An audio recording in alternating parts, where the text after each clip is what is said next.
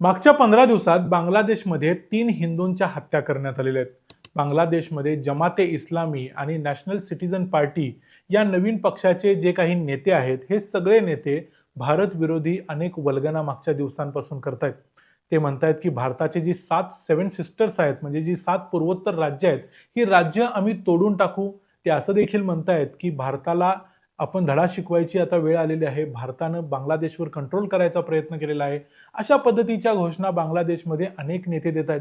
बांगलादेशच्या इंटरिम गव्हर्नमेंटचे जे ॲडवायझर आहेत, म्हणजे बांगलादेशचे सध्याचे जे प्रमुख आहेत, ते मोहम्मद युनूस देखील मोठ्या प्रमाणावर भारत विरोधी गोष्टी बोलत असतात. चीनमध्ये गेले, तिथं जाऊन त्यांनी नॉर्थ ईस्टमध्ये चीनला येण्याचं आमंत्रण दिलं.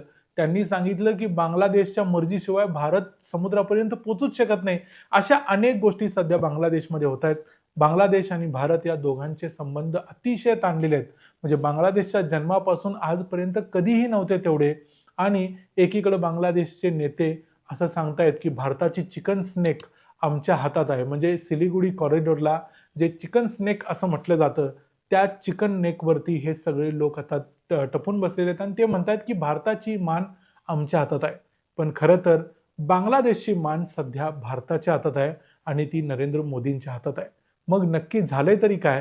असा काय मॅटर आहे ते पाहूया आजच्या या व्हिडिओमध्ये. मी आहे रणजित यादव आणि तुम्ही पाहताय द मराठी बाणा. आता याचं सगळ्यात महत्त्वाचं कारण म्हणजे भारत आणि बांगलादेश हे दोन शेजारी देश असले तरी बांगलादेशमध्ये ज्या नद्या जातात ह्या सगळ्या नद्या भारतातून जातात. या दोन देशांच्या मध्ये म्हणजे भारत आणि बांगलादेश यांच्यामध्ये 1996 साली पाणी वाटपाचा, गंगा नदीच्या पाणी वाटपाचा एक करार झाला होता, ज्याला गंगा वॉटर शेअरिंग ॲग्रीमेंट असं म्हणतात. या नियमाप्रमाणे भारत गंगा नदीचं पाणी हे बांगलादेशकडे वळवतो आणि त्यांना मिनिमम 35,000 क्युसेक्स पाणी देण्याची गॅरंटी देतो.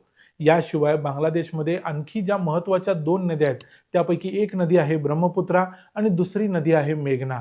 या नद्या देखील भारतातूनच बांगलादेशमध्ये जातात. त्या आसाममधून जातात किंवा इतर राज्यांमधून जातात, पण त्या भारतातूनच जातात. त्यांच्याबद्दलचा कोणताही करार नाही, पण गंगा नदीच्या पाण्याचा मात्र करार झालेला आहे. त्यानुसार जो पश्चिमेकडचा बांगलादेश आहे, पश्चिम बांगलादेश आहे, तिकडचं शेतीसाठी, तिथल्या पिण्याच्या पाण्यासाठी, इंडस्ट्रियल वापरासाठी, जर तिथं थोडीफार इंडस्ट्री असेल तर या सगळ्यासाठी गंगा नदीचं पाणी उपयुक्त आहे आणि त्याचा बांगलादेशला खूप उपयोग होतो. ह्या अशा प्रकारचे ॲग्रीमेंट हे 1977 साली पहिल्यांदा केलं होतं. 1977 साली त्यावेळेला भारताचे पंतप्रधान होते मोरारजी देसाई आणि बांगलादेशचे प्रमुख होते झियाउर रहमान. म्हणजे आता ज्या खालिदा झिया यांचं निधन झालं, त्या खालिदा झिया यांचे पती तेव्हा बांगलादेशचे प्रमुख होते, प्रेसिडेंट होते. त्यावेळी हा करार झालेला होता. त्यानंतर भारतानं हा पाणी द्यायचं मान्य केलं होतं. त्याच्यानंतर 1996 साली एच.डी. देवेगौडा आणि बांगलादेशमध्ये शेख हसीना पंतप्रधान असताना आणखी एक नवा करार झाला होता, ज्यामध्ये भारतानं पाणी द्यायचा करार पुढच्या 30 वर्षांसाठी रिन्यू केला होता. म्हणजे 1996 साली झालेला हा करार आता 2026 मध्ये पुन्हा रिन्यू करावा लागणार आहे. मुळात हा करार केलाच का, त्याच्या अगोदर बघूया की हे पाणी दिलं कसं जातं. मुर्शिदाबादमध्ये म्हणजे पश्चिम बंगालमध्ये एक फराक्का बराज नावाची गोष्ट आहे, म्हणजे एक धरण आहे. या धरणातून पाणी वळवलं जातं बांगलादेशकडे, जी पद्मा नावाची नदी जाते. म्हणजे गंगेचीच एक शाखा आहे, जिला बांगलादेशमध्ये पद्मा असं म्हणतात. या पद्मा नदीमध्ये पाणी वळवलं जातं. उरलेलं पाणी हे भारताच्या हुगळी नदीमध्ये वळवलं जातं. जेव्हा हे फराक्का बराज बांधलं गेलं, धरण बांधलं गेलं, त्यावेळी बांगलादेशला चिंता होती की बांगलादेशला आता पाणी मिळेल की नाही, कारण भारत सगळं पाणी इथून खाली वळवेल, म्हणजे हुगळीकडे, कलकत्त्याकडे वळवेल. त्यामुळं हा करार पहिल्यांदा करण्यात आलेला होता. आणि हा जेव्हा करार केला गेला, म्हणजे 1971 नंतर आजपर्यंत, म्हणजे 2024 पर्यंत, 1971ला बांगलादेशला स्वातंत्र्य हे भारतानंच मिळवून दिलेलं होतं. त्यानंतर बांगलादेशमध्ये कुणाचंही सरकार असो, मग ते खालिदा झिया यांचं सरकार असो किंवा शेख हसीना यांचं सरकार असो, हे दोन्ही सरकारं भारताशी चांगले संबंध ठेवून होते. विशेषतः शेख हसीना यांचं सरकार जेव्हा जेव्हा होतं, तेव्हा तेव्हा भारताशी अत्यंत चांगले संबंध होते. बांगलादेशमध्ये जे इस्लामी लोक होते त्यांना त्यांनी बरोबर योग्य ठिकाणी त्यांची जागा दाखवून ठेवलेली होती. त्यामुळे भारत आणि बांगलादेश हे पूर्वी मित्र होते आणि म्हणून आपल्या मित्राला पाणी दिलं पाहिजे, या एका चांगल्या भावनेतून भारत सरकारांनी हा करार या अगोदर केला होता. पण आता परिस्थिती बदललेली आहे. आता 2024 मध्ये शेख हसीना यांची हकालपट्टी झाल्यानंतर बांगलादेश हा पूर्णपणे इस्लामी मूलतत्ववाद्यांच्या हातात गेलेला आहे.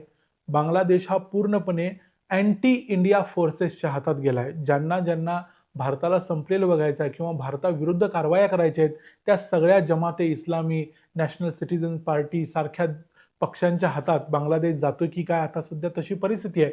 कारण बांगलादेशमध्ये मागच्या जवळ-जवळ 1.5 वर्षात ज्या घटना घडलेल्या आहेत, त्या सगळ्या घटना भारत विरोधी आहेत. बांगलादेशमध्ये हिंदूंना देखील आजकाल टार्गेट केले जाते. ही सगळी परिस्थिती बघता आता पुन्हा भारत आणि बांगलादेशमध्ये जो करार होणार आहे, जो रिन्यूअल होणार आहे कराराचं, ते होईल की नाही याच्याबद्दल शंका वाटते. सध्या मात्र भारत आणि बांगलादेश यांच्यामध्ये या पद्धतीची चर्चा चालू झालेली आहे. पण चर्चा जरी चालू झालेली असली तरी नरेंद्र मोदींचं सरकार ही चर्चा पूर्णत्वास नेईल आणि बांगलादेशला पाणी नेहमीप्रमाणे द्यायला तयार होईल असं सध्या वाटत नाही. कारण बांगलादेश आणि भारत यांच्यातले संबंध ताणलेले आहेत.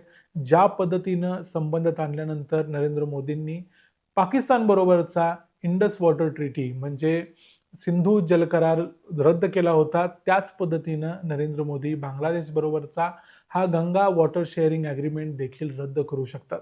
कारण काय, तर बांगलादेश आणि भारत हे दोघे एकमेकाच्या सध्या विरोधात उभा राहिलेले आहेत आणि बांगलादेश जर सर्व बाजूंनी भारताला घेरण्याचा प्रयत्न करत असेल, तर नरेंद्र मोदी म्हणजेच आत्ताचं भारत सरकार देखील बांगलादेशला घेरण्याची ही संधी सोडणार नाहीत आणि विशेषतः पाकिस्तान बरोबरचा त्यांचा अनुभव बघता ते हे अजिबात करणार नाहीत. भारताचे आपल्या सर्व शेजारी राष्ट्रांच्या बरोबर चांगले संबंध आहेत आणि त्यांनी पूर्वीपासून त्यांना पाणी द्यायची व्यवस्था केलेली आहे. जसं बांगलादेश बरोबर आहे तसं नेपाळ बरोबर देखील भारताचा एक जल करार आहे. पण आता बांगलादेश बरोबरचा जल करार मात्र 2026च्या डिसेंबरमध्ये संपेल आणि त्यानंतर नवीन करार करावा लागेल. याबद्दलची बोलणी सध्या चालू झालेली असली तरी जल करार होईल की नाही हे सांगता येत नाही. पण जे मोहम्मद युनूस सगळीकडे भारताच्या चिकन स्नेक बद्दल बोलत फिरत असतात, सगळीकडे सांगत असतात की भारताची 7 सिस्टर्स आम्ही तोडू शकतो, 7 सिस्टर्समध्ये चायनाला बोलवत असतात. त्या मोहम्मद युनूस यांना मात्र आता घाई झालेली आहे. ते सारखं म्हणतायत की बांगलादेश आणि भारतामधला हा करार लवकर घडवून आणा. पण तसं होण्याची शक्यता आता लगेच तरी अजिबात नाही आणि विशेषतः भारत हे बघेल की फेब्रुवारी 12ला जेव्हा बांगलादेशमध्ये निवडणुका होतील यावर्षी, त्या निवडणुकामध्ये बांगलादेशमध्ये कुणाची सत्ता येते. बांगलादेशमध्ये ज्याची सत्ता येईल त्याच्यावर ठरेल भारत खरोखर अशा प्रकारचा करार करेल की नाही. कारण बांगलादेशमध्ये जे प्रो इंडिया पार्टीज आहेत, जे पक्ष आहेत जे भारताच्या हिताचा विचार करतात किंवा भारताच्या बाजूने विचार करतात, त्यामध्ये अवामी लीग ही जी पार्टी होती तिला या निवडणुकीतूनच बाहेर काढलेलं आहे. त्यामुळे अवामी लीगची सत्ता येण्याचे चान्सेसच नाहीत. राहिले बांगलादेशच्या राजकारणात 3च पक्ष. एक बांगलादेश नॅशनलिस्ट पार्टी जी खालिदा जियांची होती, त्यांचा पुत्र सध्या तारिक रहमान तिथं आलेला आहे. पण बांगलादेश नॅशनलिस्ट पार्टी जर सत्तेत आली तर कदाचित भारताबरोबर त्यांचे संबंध ठीक राहू शकतील. त्यामुळे भारत हा करार करू शकेल. पण जमाते इस्लामी किंवा नॅशनल सिटीझन पार्टी जर बांगलादेशमध्ये सत्तेत आली तर मात्र नरेंद्र मोदी किंवा भारत सरकार बांगलादेशची ही मान नक्कीच मुरगाळतील, याबद्दल शंका नाही. या संपूर्ण मुद्द्यावर तुम्हाला काय वाटतं ते आम्हाला कमेंट्समध्ये सांगा. खरोखर भारत सरकारनं बांगलादेश बरोबरचा हा करार पुन्हा रिन्यू करावा, कंटिन्यू करावा की करू नये, याबद्दलचं तुमचं मत आम्हाला कमेंट्समध्ये सांगा. व्हिडिओ आवडला असेल तर व्हिडिओला लाईक करा, चॅनलला सबस्क्राईब करा. पुन्हा भेटू पुढच्या व्हिडिओमध्ये. तोपर्यंत पाहत राहा द मराठी बाणा. जय हिंद, जय महाराष्ट्र.